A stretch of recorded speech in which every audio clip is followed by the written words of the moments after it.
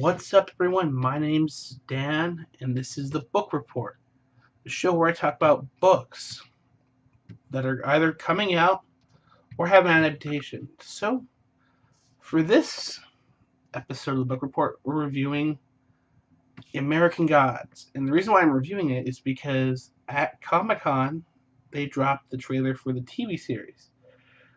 So, if you'd like to check out my reaction, here is a link over in an annotation and below. So, American Gods by Neil Gaiman. It's complicated to say, but in a nutshell, imagine, if you will, a world where all the gods and all the mythical creatures exist in the modern day.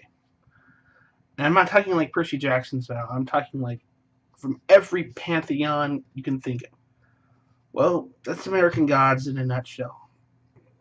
In a bigger nutshell, the world takes place in which humans, when they believe in a thing, whether it be, Zeus, Yahweh, Baphomet, Ishtar, those things take on a physical manifestation from somehow. And that when people move from a region, their gods come with them in their head, and their mythical creatures come with them, in their head. And as they believe in that stuff, they're very, devout in their kind of belief of their myths. Those myths get transferred to the region, and they take on a life of their own. That's how the world works in the story, and they kind of go around, explaining how certain gods got certain way and certain mythic groups. So the plot is centered around by a man by the name of Shadow Moon. Now, Shadow Moon, in the beginning of the story, is in prison. He apparently was a getaway man in a robbery.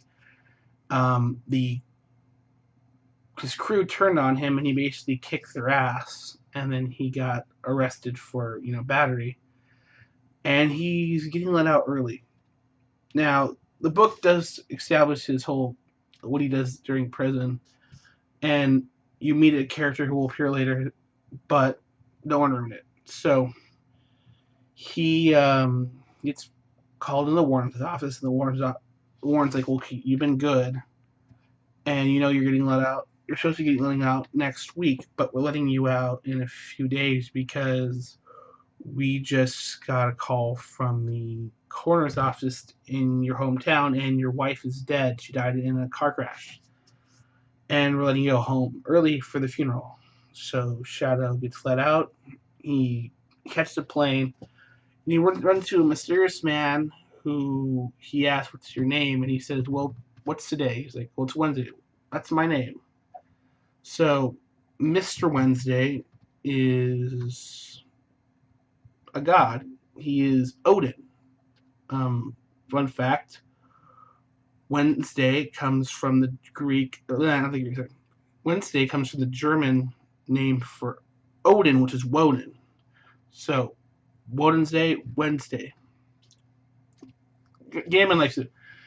And there's a lot of play on words in there. So, Shadow is followed by Wednesday.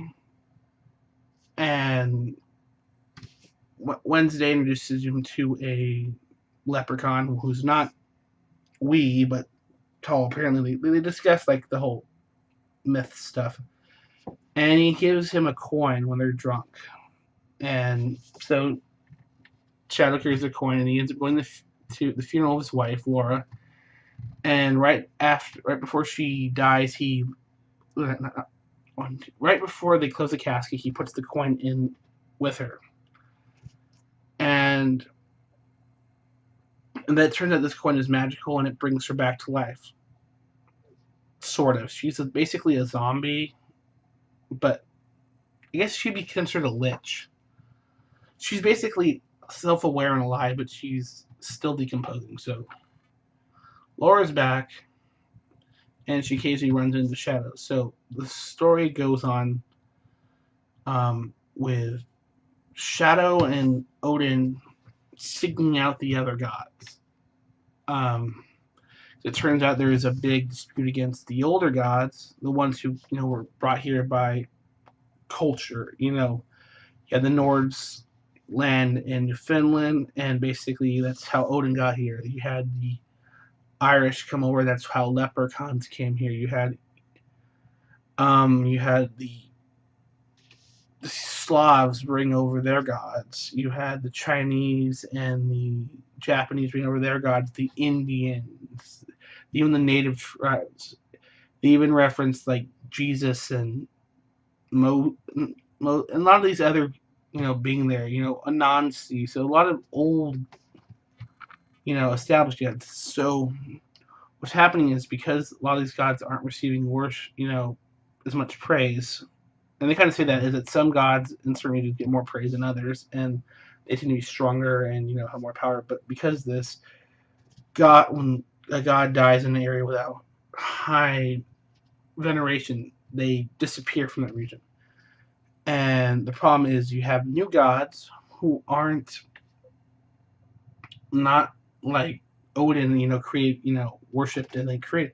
But these are manifestations of American values. You have car gods, you have surgery gods, you have media gods, you have a tech god who basically is like a robot for some reason.